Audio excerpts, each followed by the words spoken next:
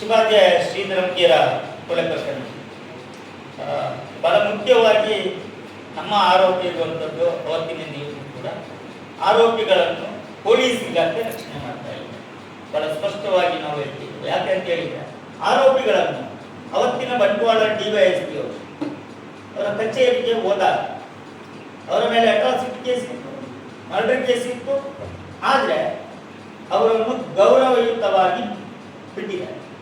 ಅಲ್ಲಿ ಈ ಪಾರ್ಟಿ ಚಾಕು ಯಾಕೆ ಆರೋಪಿಗಳಿಗೆ ಚಾಕು ತರಿಸಿಕೊಟ್ಟು, ಆರೋಪಿಗಳಿಗೆ ಬಂಟ್ವಾಳ ಡಿವೈಎಸ್ಪಿ ಅವರು ಚಾ ತರಿಸಿಕೊಟ್ಟು ಅವರನ್ನು ಗೌರವಯುತವಾಗಿ ನಡೆಸಿಕೊಂಡು ಗೌರವಯುತವಾಗಿ ಬಿಟ್ಟುಗಳಿಸಿದ್ದಾರೆ. ಯಾವುದು ಮರ್ಡರ್ ಕೇಸ್ ಮತ್ತು ಅಟ್ರಾಸಿಟಿ ಕೇಸ್ ಇರುವ ಆರೋಪಿಗಳು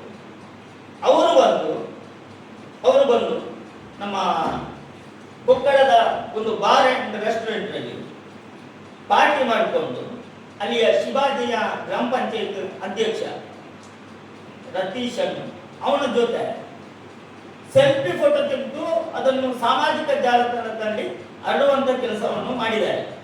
ಪೊಲೀಸ್ ಇಲಾಖೆ ಇವತ್ತಿನ ತನಕ ಆ ಕೇಸಲ್ಲಿ ಆರೋಪಿಗಳನ್ನು ಪತ್ತೆಯಾಗಿಲ್ಲ ಅನ್ನುವಂಥದ್ದನ್ನು ಇದು ಮಾಡ್ತಾ ಇದ್ದಾರೆ.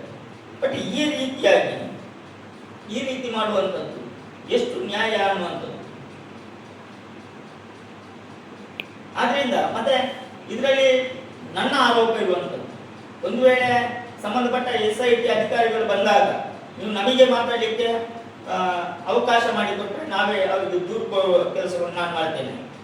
ಇಲ್ಲ ಅಂತ ಹೇಳಿದ್ರೆ ನಾನು ತಮ್ಮಲ್ಲಿ ಇನ್ಸ್ಪೆಕ್ಟರ್ ಇದ್ದಾರೆ ಮತ್ತೆ ಮೇಡಮ್ ಇದ್ದಾರೆ, ನಾನು ನಿಮ್ಮಲ್ಲಿ ವಿನಂತಿ ಮಾಡುವಂಥದ್ದು, ಈ ಪ್ರಕರಣದಲ್ಲಿ ಬೆಳ್ತಂಗಡಿಯ ಶಾಸಕ ಹರೀಶ್ ಪೂಂಜಾ ಅವರ ಮೊಬೈಲ್ ಅವರು ಕಾಲ್ ಯಾರಿಗೆಲ್ಲ ಮಾಡಿದ್ದಾರೆ ಆ ಘಟನೆಯಿಂದ 3 ತಿಂಗಳ ಅವಧಿಯವರೆಗೆ ಶಾಸಕರ ಮೊಬೈಲ್ ಇದನ್ನು ನೀವು ಟ್ರ್ಯಾಪ್ ಮಾಡಬೇಕು. ಯಾಕಂತ ಹೇಳಿದ್ರೆ ನಾವು ನೋಡಿ ಅದರಲ್ಲಿ ಅಲ್ಲಲ್ಲ SIT ತನಿಖೆಗೆ ಅವರು ಹೇಳ್ಬೇಕು, ಅಧಿಕಾರಿಗಳಲ್ಲಿ ಒಂದು ನೀವು ಹೇಳ್ಬೇಕು ಅಥವಾ ನಮಗೆ ನೀವು ಅವಕಾಶ ಮಾಡಿಕೊಡ್ಬೇಕು. ಯಾಕೆ ಈ ಮಾತನ್ನು ಹೇಳ್ತಾ ಇದ್ದಾರೆ ಅಂತ ಹೇಳಿದ್ರೆ BJP ಅವತ್ತು ಗ್ರಾಮ ಪಂಚಾಯತ್ ಅಧ್ಯಕ್ಷ ಹರೀಶ್ ಪೂಂಜಾ ಅವರ ತುಂಬಾ ಆತ್ಮೀಯ.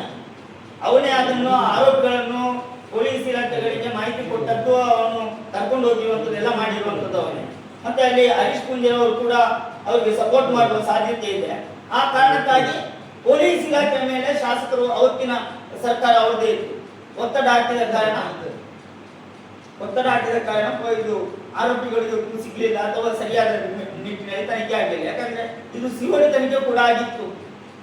ಪೊಲೀಸ್ ಎನ್ಕ್ವೈರಿ ಮಾತ್ರ ಅಲ್ಲ, ಸಿಒಡಿ ತನಿಖೆಯಲ್ಲಿ ಕೂಡ ಆರೋಪಿಗಳು ಸಿಕ್ಕಲಿಲ್ಲ ಅನ್ನುವಂಥ ಮಾಹಿತಿ ಇದೆ. ಆದ್ರಿಂದ ಇದರ ಹಿಂದೆ ಪ್ರಭಾವಿಗಳ ಕೈವಾಡ ಇರುವುದರಿಂದ ಈ ರೀತಿಯಾಗಿ ನೀವು ತನಿಖೆಯನ್ನು ಮುಂದುವರಿಸಬೇಕು ಅಥವಾ ನಮಗೆ ಅವಕಾಶ ಮಾಡಿಸಿಕೊಡ್ಬೇಕು ಡಿವೈಎಸ್ಪಿ.